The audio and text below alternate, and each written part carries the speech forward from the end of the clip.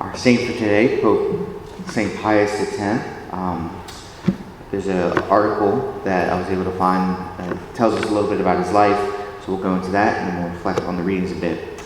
Pope Pius X is perhaps best remembered for his encouragement for the frequent reception of Holy Communion, especially by children.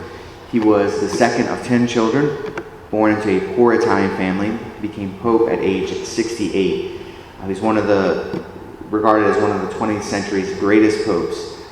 Ever mindful of his humble origin, he once stated, "I was born poor, I lived poor, I will die poor."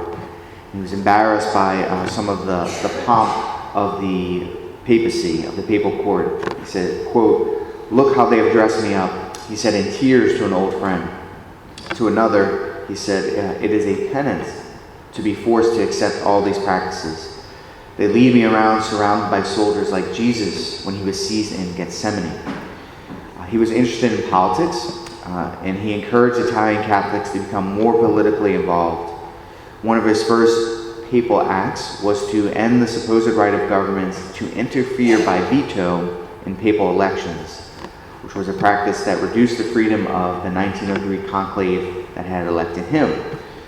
In 1905, when France renounced its agreement with the Holy See and they threatened to confiscate church property if governmental control of church affairs were not granted, Pius X courageously rejected their demand.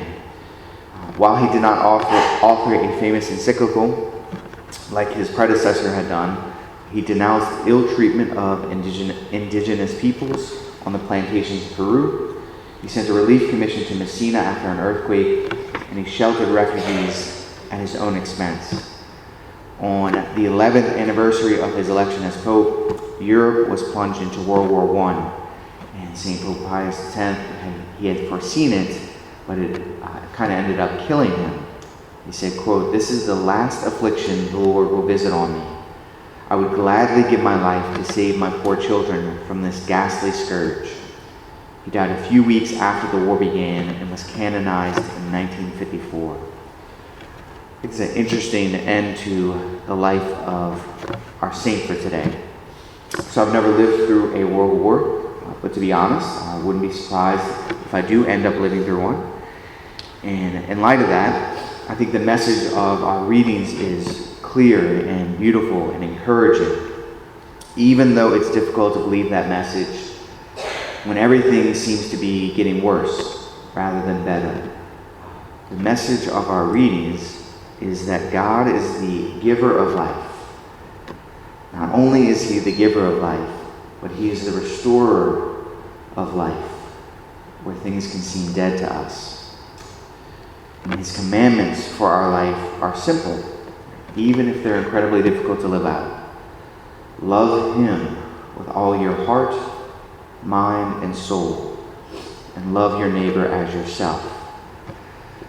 Which if things get worse, it